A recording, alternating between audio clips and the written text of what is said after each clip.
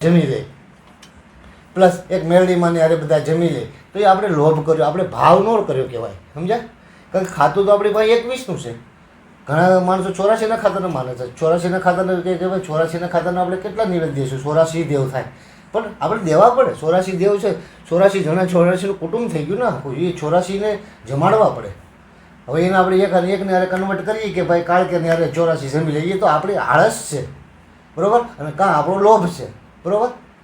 એટલે એ જમતા નથી, એમાંથી એક જમે, પણ એક જમે, તમને લાગે છે એક જમે? મારી વગર, હું મારા છોકરા વગર, બાવી છોકરા વગર હું જમું નહીં, બરાબર. તો એ દેવ છે. દેવ કોઈ એક જમી લે કે ભાઈ એના કંડિયાના દેવ બીજા રખડતા હોય ને એક મહાકાળી જમી લે, એવું ક્યાંય ભાળ્યું છે? નથી. તો માણસો પોતાની બુદ્ધિથી એવું ગોઠવે છે કે ભાઈ અમે રાવણ નિવેદ નહીં દેવું, અમે પાછા કરે નિવેદ નહીં દેવું, અમે ખીમડિયા નિવેદ નહીં દેવું. અમે ડરીએ છીએ. એક બાજુ ડરવું પણ છે ને એક બાજુ સાધના પણ કરવી છે.